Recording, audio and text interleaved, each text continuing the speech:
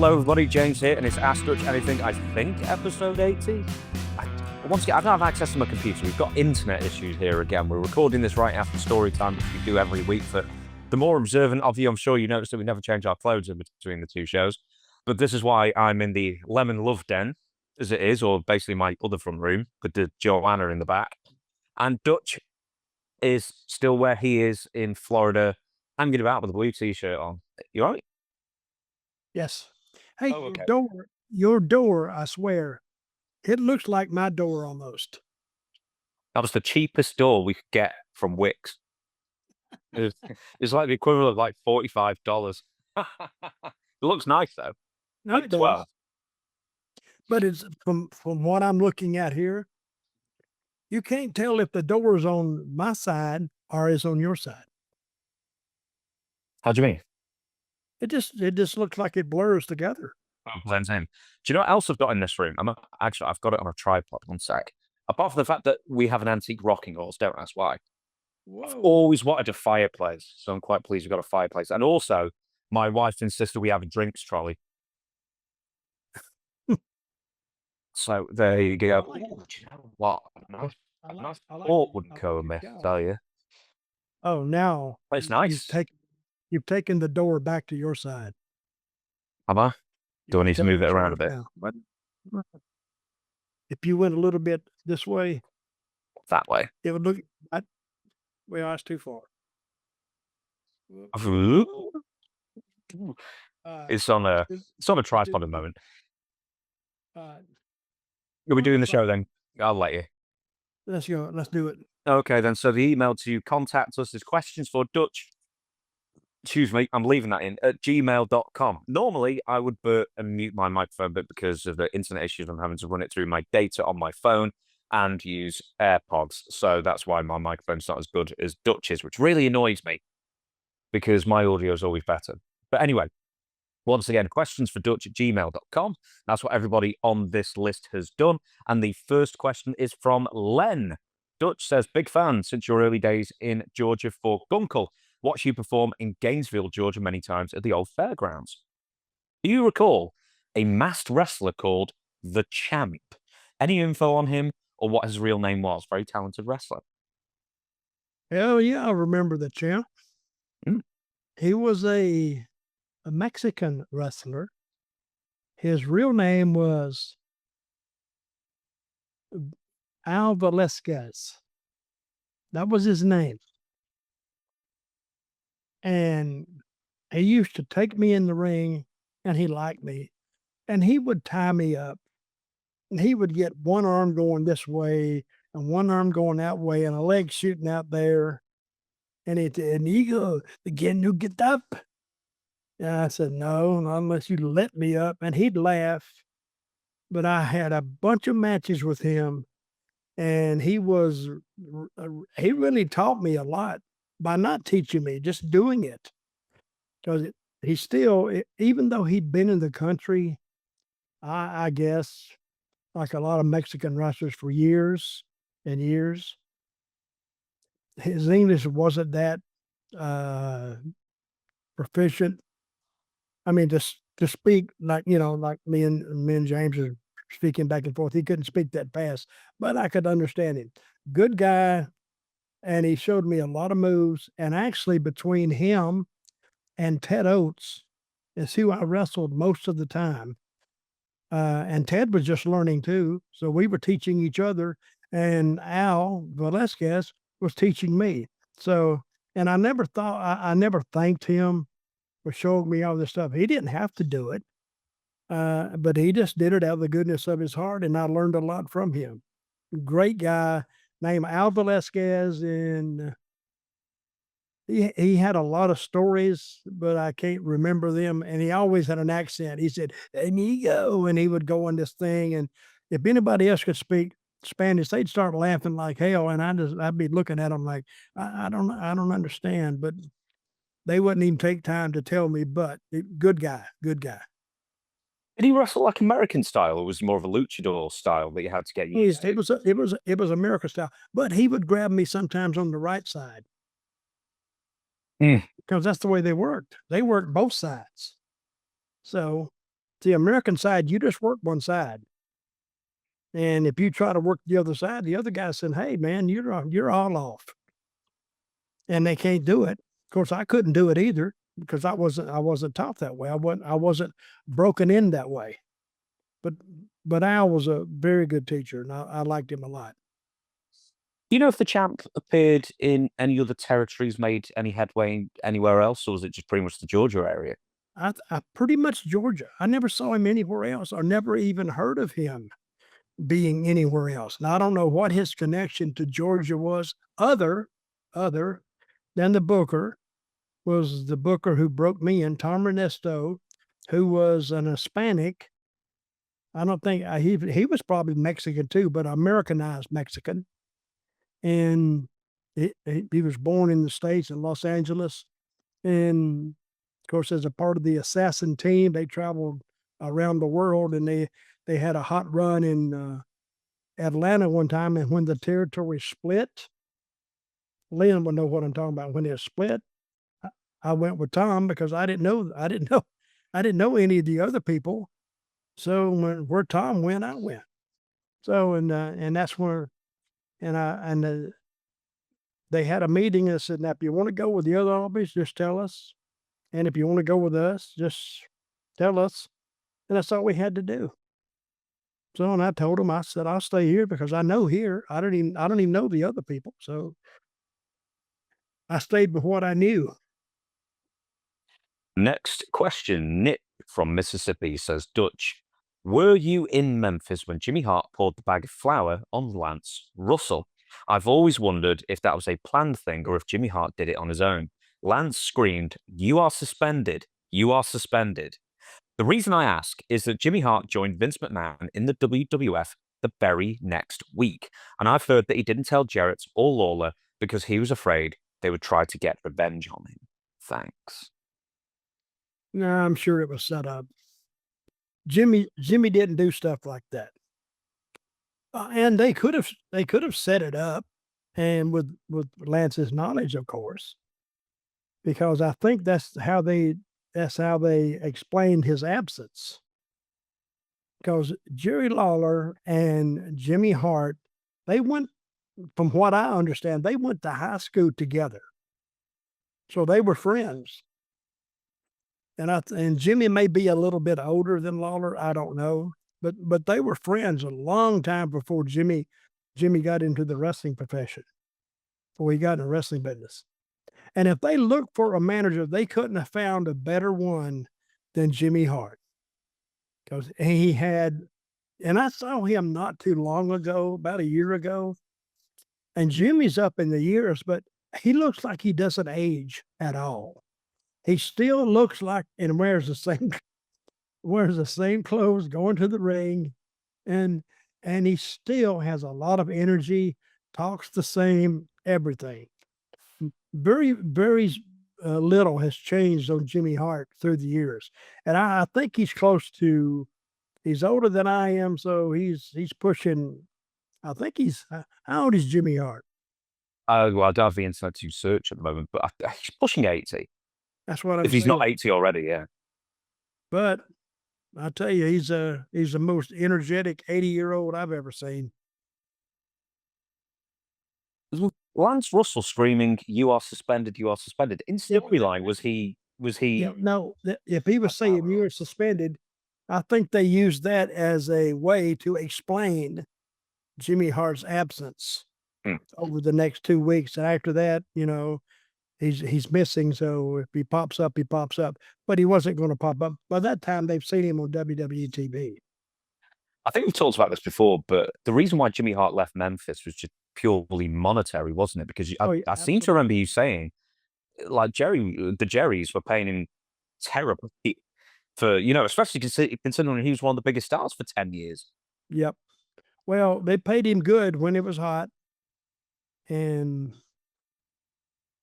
Jerry built him I bet the house now is probably worth about, I would say 5 million. That's what the house is worth now. It was a huge house on not a hill, but there was a valley between his house and another big singer. I think it was Johnny Cash, lived in the next house right down the. I think it was Johnny Cash, but a big country and western singer. And he probably had about 6 or 8 bedrooms in the house. It really looked like a hotel sitting on the hill. And when you pull into his house, you could see it from the road. It was above you, and you'd go down, and then you would come up into the house, and then around to the back. And he had a swimming pool. He had a game room, a huge game room. Then he had an office, and that was just one part of the house. Then you went into the rest of his house. That's where he had the other, I guess, 6 or 7 bedrooms and everything else that goes with the big house. And he built that. He didn't just, the house just wasn't built. He custom built the house because he worked with the designer of the house, and he even hired all the people that were going to work on the house. Because, when they build a house, the contractor adds all that in. He paid it as he went. So we're saying, we used to have a joke that, I wonder what room my salary built. I always say, I said, I think I just paid for the driveway. Yeah, I'm sure all the work. A very nice house. And I talked to Jeff not too long ago, and I told him, I said, I still miss your dad. Because sometimes I would just pick up the phone and just call him just to see the great talker. And he would tell me stories, and I'd tell him stuff, and he was a good guy to work for too. When he was, and I've got some hellacious payoffs from him. But when things got tough, yeah, the payoffs were really, really slim. You mentioned Johnny Cash before. I know we talked about Elvis and other celebrities in the area like Sybil Shepherd. They were wrestling fans. Was Johnny Cash a wrestling fan? Well, Elvis, No, Johnny Cash. I think he was a wrestling fan. He just never came around. He had a business he had to run too. They're touring just like we're touring. Mm. I mean, but he was on the road all the time anyway, all those country music stars. And he lived in Hendersonville, Tennessee, where a lot of stars, that's north of Nashville. And you could ride, if you were going into Hendersonville, you'd see somebody's bus pulled up to they had 2 stations in town leading out. And they'd be pulled up to the gas pumps. And, if you want to see who it is, they always put their names on that marquee up front. And it'd be Johnny Cash and whoever the big stars were then. And that was their bus. And they would get on it and leave. Now, Elvis, he was more in Memphis. And he was a wrestling fan too. But they used to run an old building in Memphis. I forgot what the name of it was. They tore it down, I think. But they used to slip him in there after the matches started and take him up top so the fans wouldn't bother him. And right before the main event would go on, he had a separate entrance and exit because the fans wouldn't bother him. And they accommodated that. Next question. Christian says, "Hey, Dutch and James, I recently heard Jim Cornette talk about how he got fired from TNA from what he called his Stooge test. He wrote a letter to Terry Taylor expressing his vitriolic hatred of Vince Russo and how he wanted to murder him. He claims to have exaggerated somewhat to see if Terry Taylor would tell Russo and all the higher-ups at TNA. Jim Cornette got fired shortly after. I wanted to hear what Dutch had to say about this since he was also there. Also, has Dutch ever heard about or been involved in any other Stooge tests in wrestling? Thank you." No, I don't think Cornette got fired over that because I remember when I was released, that's when they had somebody else take over the company. Yeah, Jim was still there, though, wasn't he? Just for a few weeks after you were released, I think. Jimmy was there, and I don't know what happened, but Jimmy and I protected Jimmy as long as I could because Jimmy he didn't mind coming in. He just didn't want to work with Vince Russo. And after you hear, I hate that man, I hate that man, I hate that man, because he worked with him in the WWF, didn't get along with him then. And he has said, he has told me what he wanted to kill him. I went, Jimmy, come on. You can't. I said, I think they have laws about killing people, and I don't think you can just actually walk up to him and shoot him. And Jeff Jarrett kind of protected Jimmy too, because Jimmy is actually great to have around, and sometimes his temper or his temperament would get the best of him. Oh, and those were my best times with him because he would just go off. And I just like to get over back out of the way and just hear what he was going to say, because he's a one-man show. I loved having him around. But I remember told him, we went to TV one day and nobody had told him that Vince was coming in the next week or in 2 weeks. So I said, Jimmy, I want to give you a heads up. Vince Russo's coming in. And he just looked at me. He says, okay, I quit.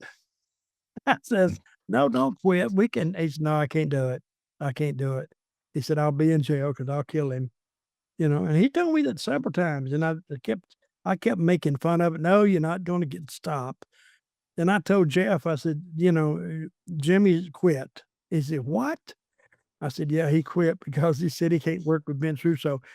And him and Jimmy went back in a room and they sit back there, I don't know, 30, 45 minutes. And I guess they finally worked it out with some conditions that Vince was never speak to him directly. That was one of the rules, and he wouldn't have to be working on the same match that he was working on. And they came to an agreement, and for about a month or 2 months, it worked fine. And then something happened, and then I could see the downward spiral then, and then the company was going to be sold to somebody else, and so Vince, I think, Jeff was let go first. Well, that's what I was going to ask you, because I don't think we've ever talked about Jeff being let go from TNA. And wasn't it just Well, he wasn't let go. He was just taken out of his sent home? Yeah, he was Yes. basically sent home for a while. I mean, there was obviously the thing with Kurt Angle's wife and Yeah. Karen and everything, and that whole debacle. And he ended up getting sent home for quite a long time. And then, there's a change in power. Was it not Well, then just simply just the new power structure getting rid of everybody associated with Jeff, including you, including Jim, including Savio and Road Dogg and everyone else? no, Jimmy wasn't I mean, Jeff wasn't in favor of it, but they had relieved him of his duty, so he had no more power. And then anybody that Jeff had a hand in bringing in were let go. Then I was let go. Then the next 2 weeks, we did TV every 2 weeks. Jimmy was let go. But guess who wasn't let go? Vince, Vince Russo, which is so funny for two reasons. One, Jeff Jarrett brought him into the company twice, and him and Jerry even fell out. Jerry Jarrett, Jeff's dad, fell out over it. And Right. two, Hulk Hogan and Eric Bischoff also hated Vince Russo, yet kept him around. Yep. Or, at least Dixie kept Vince around. So that's always struck me as bizarre that Vince stuck around in TNA for so long with so many enemies in power. Well, I was there in TNA for, I don't know, 9 years, a long time, longest time I've ever worked anywhere. But I never really felt comfortable there because it was a company that really was that didn't have a purpose really, and they were scattering all the time to find something that would work, and they wouldn't ever just sit down and to me and discuss it rationally. And with Vince and I, of course, Vince, he's not on the same wavelength as anybody else in wrestling. See, I'm a story guy. He's not. He's an angle guy. And everything, I think it was left up to Vince, and I told him this. It's not like I'm talking behind his back. I've told him this. He wants an angle and maybe just a little bit of a reason to do it, and then he will book it to death. He He'll book it from one pay-per-view to the next and then to drop it and start something else. To wrap this back around again, then. So Jim Cornette was fired because he was a Jeff Jarrett guy. Is that basically what it boils down to, or was there anything else? Basically. And of course, I'm sure he didn't have any objections to being let go, but it's the thought of Vince may have had something to do with it. So that was another thing that he can blame on Vince Russo. What about Terry Taylor? So, I mean, this is a story that Jim told many years ago, and he was basically trying to. I guess the story was that he sent this email to Terry Taylor to figure out who the Stooge was. That was, talking, trying to find out basically why he lost his job, I guess, and who he was talking to, and who might have been funneling this deep-seated hatred to Dixie or whoever else. Was Terry Taylor, and this is a very dirty word I know in wrestling to use, was Terry Taylor a stooge? Was he a stooge? Yeah. That was his job. That's kind of what I was asking, because he was an office guy, so surely he's a stooge by default then, isn't he? Terry, I think, was going through a hard time then, so he would agree with everything that Dixie wanted to do. He wouldn't go to bat for anybody because he didn't know Dixie's feelings about them. If Dixie disliked somebody, Terry would dislike them too. And if she liked somebody, well, Terry would like them too. So he was reading her feelings and trying to be on her side on most everything, because I don't even know Terry's job then. I don't know what he did. He was in the office is all I know. So he had to go to the office every day, which is punishment enough to have to go in there and look at her face every day.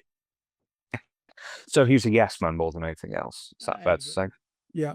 And a lot of them in WWE are the same deal. They just agree with, it's easier to agree than disagree. Because if you disagree and she backs up and goes the other way, goes your way, and it fails, yeah, she can't listen to you again, and your head's on the chopping block. Well, Terry Taylor's back in WWE for no less than his 5th stint with the company, Well, which is, I think, is by far his longest. He's been in NXT for a long time. Next question, Gene says, what does he do in What does he do in NXT? I don't know if he's like the head trainer. He's one of the head trainers, basically. Or he's one of the trainers, at least. I heard he did something with interviews. We think he's a promo guy. Well, he wasn't that when he was working. I was going to say, I mean, you could pick better people than Terry, couldn't you? I don't know, but see, well, I mean, it used to be Dusty before he died, and you couldn't get anyone better than Dusty. Oh yeah, but Dusty has his own style, and I don't know if he can teach it or not. You either can do it, or you can't do it. But what I'm saying, if they keep the same trainers all the time, I think the product tends to get stale because they're teaching the same thing over and over and over. And one thing that bugs me about watching their program, and you don't see this move anymore, it's called a bill. You know what a bill is? A hip toss. Yeah, it's like a running hip toss, basically, is what it is. But I've seen people, and I saw Braun Strowman do this, I don't know, like a month ago. They would reach under your arm with their hand, and they'd take it and they can throw you. Now, who in the hell can do that? Nobody. They tell you, back when I broke in, I tried it. I put my hand back there, and the guy slapped me. I said, damn, what did he slap me for? I remember the guy's name, Pedro Godoy, I think. No Spanish wrestler. And he told me, and he can speak English, don't ever grab me with your hand underneath my armpit. He said, first of all, it hurts. I don't get any distance. I don't get any height, and I spin.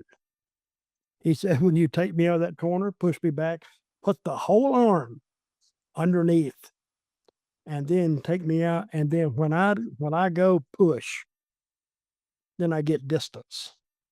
But I was watching. I don't think they've ever taught that in WWE, and it hurts me to death.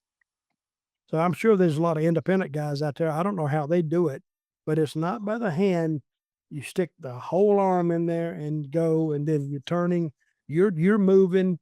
They're moving, and I've seen guys take that and go from corner to corner, especially in a 16-foot ring. They'd have to cut their speed in half, because they would actually, if they were good at taking bumps anyway, they'd hit the other turnbuckle. Next question from Gene says, my question is, do you have any stories about teaming with Dory Funk Jr.? Thank you both for entertaining the masses. So have you ever teamed with Dory? Never teamed with him. Never have. I've had tag team matches with him, not many, but a few. Hey, going in the ring with Dory was different than going in a ring, because he had his style too. Him and Terry, if you just saw their styles, you would never say they were brothers, because they didn't even look alike, really. And I think they had different mothers. I don't know. But well, one had his hair until his 50s, and the other one went bald at 10. Yeah. Dory looked exactly like his dad. Yeah. I don't know. But yeah, they look really similar, and Terry just seems to go off on his own path. But if you had a single match with them, Dory's was more or less, like close to the bone, down mat work, beating you up, taking his time. You didn't know what Terry was going to do. It was as much a surprise for his opponent as it was the fans. Because you know why? Terry didn't know what he's going to do. He would get out there and feel the people, and I've watched him, he's out there doing this. But all his Japan matches were really, really, that's where he made his money. He really worked his ass off in Japan. So, and I like to watch some of those matches with the Funks against Brody and Stan Hansen or Abdullah, because that was a fight for that was your top guys out there. And they're working, and Brody made sure that he didn't sell any more than what they sold him. Sometimes Brody, he wouldn't go off his feet for a long time till they do it. So, and I didn't know it at the time, but I asked somebody, and they said, well, that's your power. They didn't say power structure, but that's your power teams in the ring.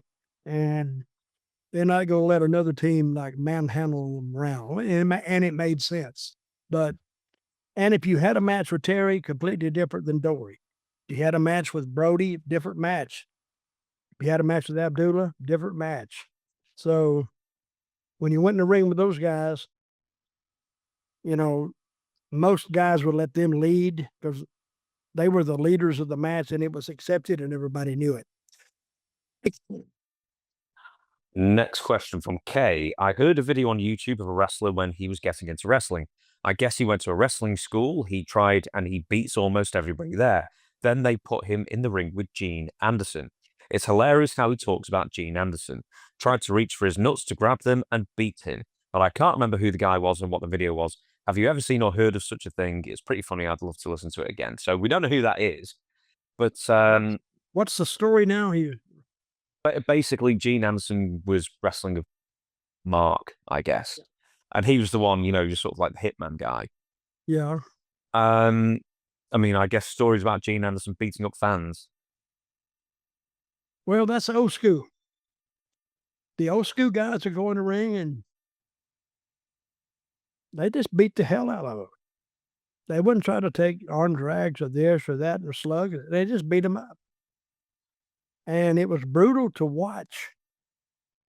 I remember one time I heard this story, and they used to be, and I think I still got the tape of it somewhere, where Bob Roop took a guy into the ring in Tampa. What do they call that? You said it's called the Snake Pit or something like that, but it was in Florida, yeah. He beat the living hell out of the guy because a guy had made a comment to somebody that, "Oh, wrestling's fake."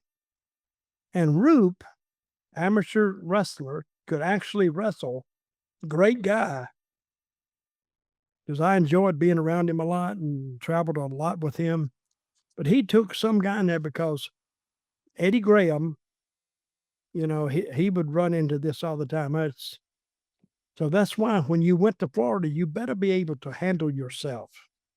Don't do anything stupid and you better be sure that Eddie liked you. See, because the guys he brought in there, like Steve Kern was an amateur. Uh, Bob Roop was an amateur. He loved amateur wrestlers. So he would bring them in there. And sometimes he would even bring them down to the snake pit at the sportatorium and let them sit in on some of these guys who wanted to test the waters to see if they could do wrestling. But he pulled one guy in there, and I used to have the tape of it. I don't know what happened to it. I got to find it. But it was one guy actually ran out the door to get away, and they went out there and grabbed him on the street and drug him back in. And now you couldn't do that today because you would get sued.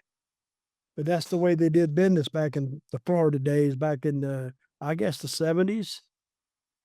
And I don't think I think it ended like in the late 70s. They stopped doing that. Cad writes and says, "Hello, Dutch and James. I recently watched an interview with Eric Embry. He says when he was the booker that Jerry Jarrett told him to put himself over because he then asked Embry, 'Who do you trust?' And he said himself. And Jarrett said exactly. So my question is, did this happen often with bookers who still wrestled? Did you ever do that when you were booking?" Well, I took care of myself, but when I brought Ric Flair in, I would go in the ring and put him over because he was a champion, and I was going to use him on some other guys. But see, I was too busy booking to actually really work on myself because not only was I worrying about myself, I was worrying about everybody else on that card. And sometimes when you get that reputation, your talent kind of rebels on you. They do a little bit of a mutiny. I've seen it done. So instead of them doing that, I beat them to the punch. So I would go in the ring and put my top heels over unless I was in an angle with them. And I was in Florida for about, I don't know, about 6 to 7 months. Because when I went in there, Dusty had just left and went to Mid-Atlantic, went to Charlotte. He took everything that was everybody who was anybody. He took them with him. So when I got there, I inherited a skeleton crew of talent, and now I was having to get them over. He took Dusty. He took I forgot who. Luger, Barry Windham, probably. I don't know. Barry You, Windham. you know, all that was left was basically Barry Dorso, Jim Neidhart, Right. And Dirty Roads, and probably. and the Saint. Yeah, and so was Kevin Sullivan there? Era. Yeah.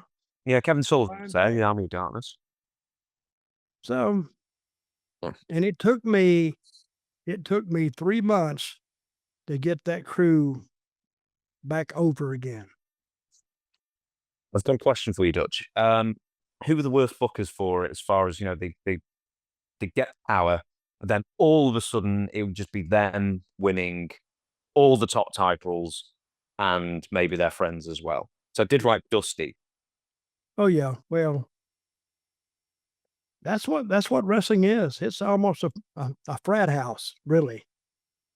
Dusty surrounded himself with guys that liked Dusty, that put Dusty over, and were loyal to Dusty.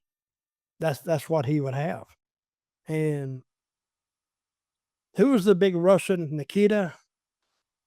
Yeah, Nikita Koloff and Yeah, he loved him. He loved the other. Yeah, he loved the, and he loved Terry. What was his name? the big baby face had the accent. Magnum TA or someone else. He loved him to death. But he got him over. He got Barry over. These guys were over. And Dusty would go in, and like Dusty was in Charlotte, he'd bring, when the rock and roll went in there, they'd already made 2 territories where they were over. Memphis, where they were born, and me and Lawler invented the Rock and Roll Express, going up the road to Louisville one day, and he said, "Hey, I'm bringing Robert Rickey, and we need a gimmick for him." When we stopped to the next exit, got a bunch of rock and roll magazines. We looking through it, and I said, "Well, hey, why don't we just put a rock and roll gimmick with him?" And Jimmy Hart, of course, he loved that too. And that's what he said. He said, "We'll call him and bring him in a Rock and Roll Express." Okay. They came into Memphis that Monday night, and Ricky loved the idea. Robert didn't want it. He said, "I feel stupid doing this." He said, "Well, you're going to have to do it tonight or you're not going to have a job." So, and they went to the ring, people bought them, and they took off. And then when Bill Dundee went to Mid-South, he used to book Memphis, and Jerry Jarrett sent them down there, and they set records. And then when they had a little bit of a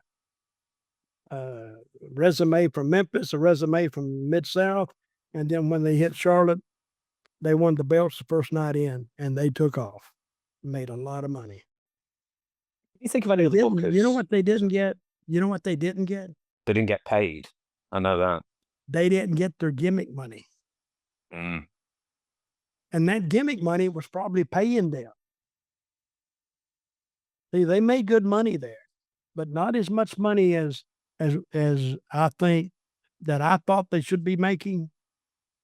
Because I don't think they made any money off their pictures or any of that stuff. Can you think of any other bookers who put themselves over at the expense of logic, basically? What was that? Do you think of any other bookers who are active wrestlers who book themselves way too strongly at the expense of the business?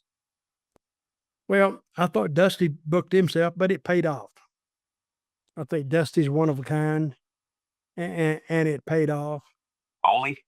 But I tell you, Lawler booked himself pretty strong, but it paid off. But see, Lawler would put people over. You could beat Lawler, because then he would work the angle, and I think he learned that from Jerry Jarrett, or he just had a knack for booking, and he'd go in the ring and put them over. Not clean, of course, but just enough. And then he'd put an aftermath to it to make it look like they just didn't beat him and leave him laying. So, and I'm trying to think of some of the others, but no, a booker cannot book a territory and put himself as the number one guy all the time, because like I said, the territory would go down if he doesn't get over and he keeps pushing himself. You have guys leave and other guys just start bitching and moaning. If he's not the owner, if he's the owner, you're screwed. So the result would be that you would be leaving that territory and going somewhere else. Next question. DS says, "Hey Dutch, do you think Bill Watts' UWF could have lasted and been successful if the oil recession didn't happen in 1986? Or was Jim Crockett Promotions and the WWF just too established by the time Watts tried to go national?" Where did Watts try? Well, about 1986, really, 85, 86. He went from Mid-South. Well, after you left, pretty much shortly afterwards, he renamed it Universal Wrestling Federation.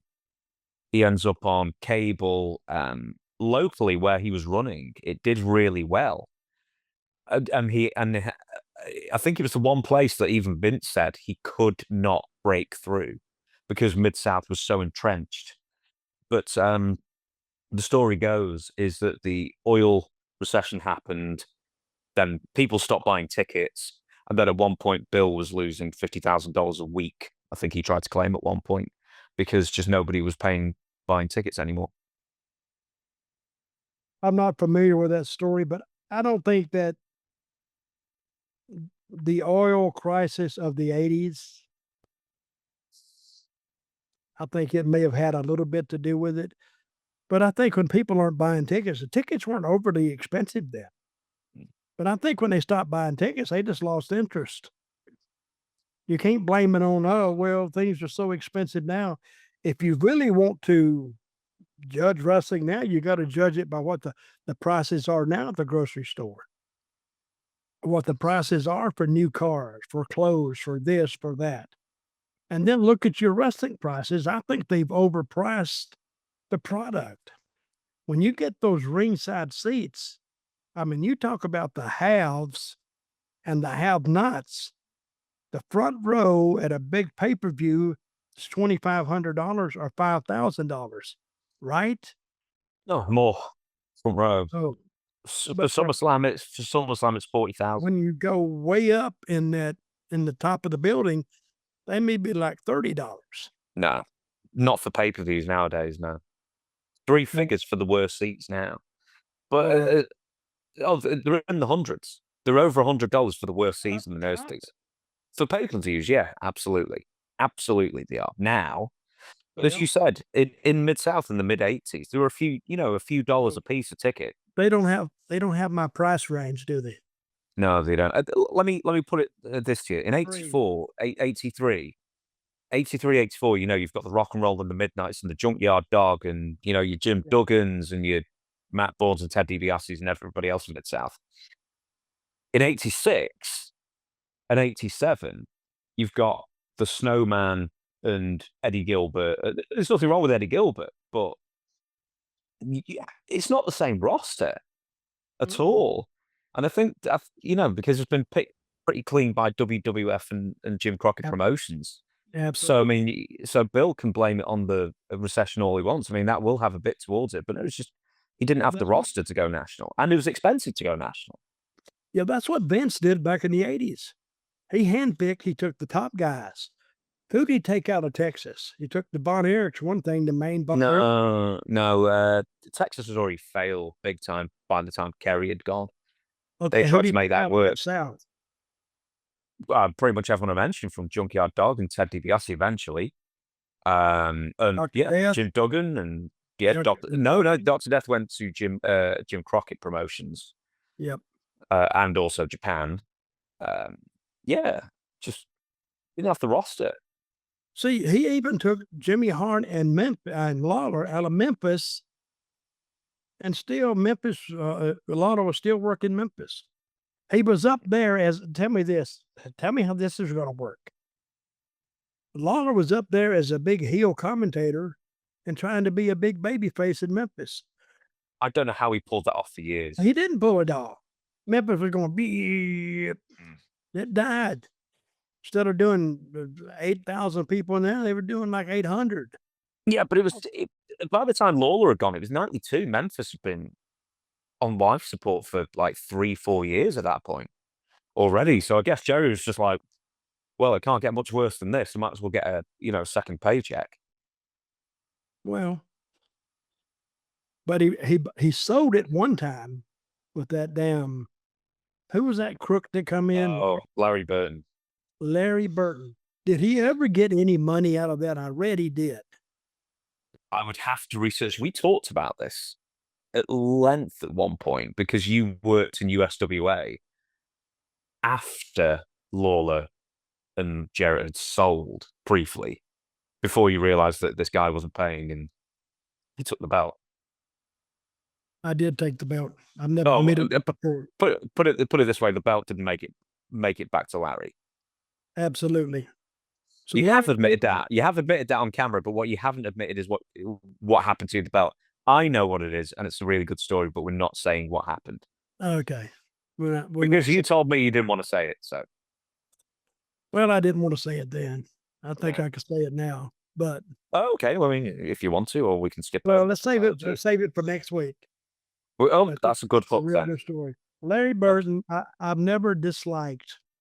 I've never hated anyone, but I've never disliked SOB like I dislike Larry Burton.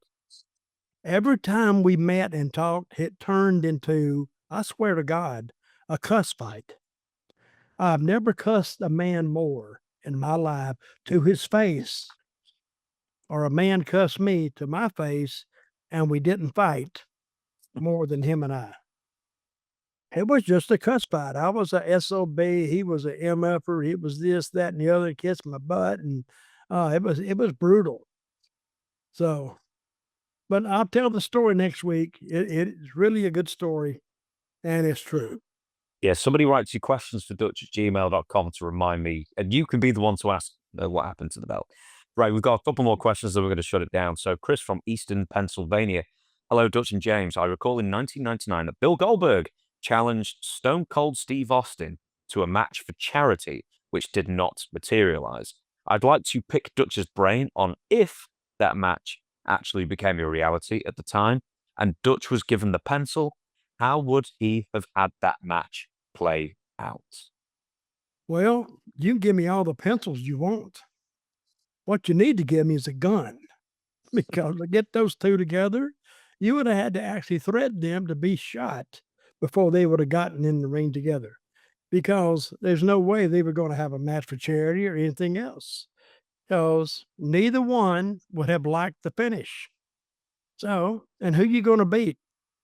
You can't beat one unless he agrees to it. Neither one were going to agree to it. And I think that Goldberg and Stone Cold, they had enough money to contribute to charity without a match. So yeah, that's one match that I don't think they never had that match, did they? No, I think it was Never teased, will. but no, it was teased in 2003. But at that point, Steve had retired, but he was interacting with Goldberg on television a lot. But I think people were hopeful. But just 1 year before that, 2002, Steve Austin and Hulk Hogan did wrestle briefly in a tag match, but the ultimate dream match is going to be Austin versus Hogan. But I think just once again, I think even they've admitted it, just egos were in the way. And it ended Oh up yeah. being Rock versus Hogan. And Rock was happy to no, he won, in fact. Rock took the Rock had his hand raised. But do you think is there something about Steve Austin just being the absolute top dog that means that you don't want to lose to him? If you're a Goldberg or a Hogan or whatever. Is it because Steve Austin's the absolute top draw, top dog, that someone like a Hogan or a Goldberg would just never lose to him? Well, that was, he had to lose sometime, but he knew what was best for Steve. He didn't know how. See, professional wrestling, you don't know how long it's going to last. You do the wrong thing, and they don't follow up on it, which is hurting them more, and the talent too. So it's you have very most of the talents have very little control over what they're going to do, as opposed to the majority. And those are your top guys. But if they don't agree, you don't have a match. Because if one gets pissed off and walks out, what are you going to do? But Call Steve Austin did. Yeah, call Ghostbusters. What you gonna do? Call Ghostbusters. But and I could see Austin not going in the ring. And did he ever go in the ring with Hogan? Yeah, only in a multi-man match once. And neither pin the other or anything. So yes, I think we've got time for two more, so we'll leave it at two more. So Lulu from Montreal, Canada. Hi, Dutch. How do you evaluate Koko B Ware's career? Did you see him as a real mid-carder, or was he just a gimmick guy? Who's that? Koko B Ware. He wasn't really the main event, and he'll tell you that too. But he made, from what he was making in Memphis to what Vince was paying him, you know, he made the right choice. He had a good gimmick. He had the bird on his arm, and Coco had a little bit of sense about him. And I think his wife died, didn't she? I don't know if his wife died. I know his parrot died in a house Oh, fire. I think his wife died, I heard. Oh, it's about a long time ago. But yeah, I wouldn't say he would be listed with the main eventers, and I think he'd agree with that. but he was a strong mid-card guy and very, very good in the ring. We'll finish with this question then. Orange says, Dutch, I've heard you say in interviews that Paul Heyman reached out to you about working in ECW and you declined. Forgive me, but I personally haven't heard you say why you didn't work in ECW. He's got a follow-up question here as well that I'll ask, but why didn't you work for ECW? Did you turn him down? Did he turn you down? Couldn't agree on money? Well, no, I think I talked to him one time about working there, and that was the end of it. He never followed up. I never followed up. So, and it was a renegade promotion to begin with. They found this empty warehouse or whatever they had up there and put some chairs in there in the ring and a ring light. And they started putting out their TV and their attendance picked up. Then they got on TV. But see, Paul Heyman didn't start that. Another guy started that. Paul Heyman and Paul Well, Heyman, it was before Todd Gordon, who Eddie Gilbert. Yeah. He brought Eddie Gilbert was his first booker, and I forgot the guy's name who started it. Yeah, Todd Gordon. And then I brought in Paul. Paul was there somehow, and then Paul worked his magic, got in there and talked to the running it after Eddie got pissed off and left. And then he had some ideas for it, but he came to Memphis before he did that. That's where he met Eddie, I think. I think Eddie, Paul Heyman came to Memphis, I think just to study the booking style. And Memphis was wide open every week.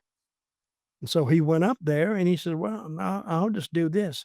They were used to that New York style of wrestling, that slow, plodding, Bruno Sammartino and the big heels, and they never did anything much, and they were older guys.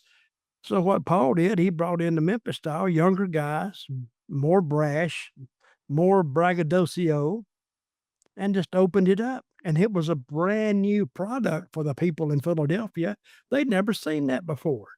But he had come to Memphis to see how Memphis did it and took off and took that brand to Philadelphia, and it exploded.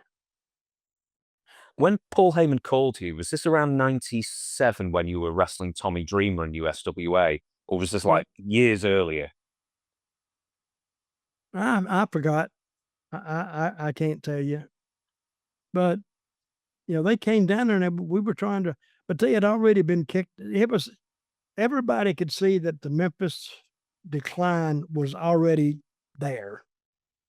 They had already gotten or canceled out of the Mid-South because it was just too big and too expensive. And they went to some damn building like ECW was started in, and they started running there, and that's when I worked my exit and went to Puerto Rico. Right. On that basis then, everybody, thank you so much for watching. We'll be back on Wednesday for Storytime with Dutch Mantell. Once again, the email to contact the show and submit your questions for Ask Dutch Anything is questionsfordutch@gmail.com. That is, once again, questionsfordutch@gmail.com. So we hope to see you again on Wednesday. We hope we have internet, which would be lovely for once. But do you know what, right?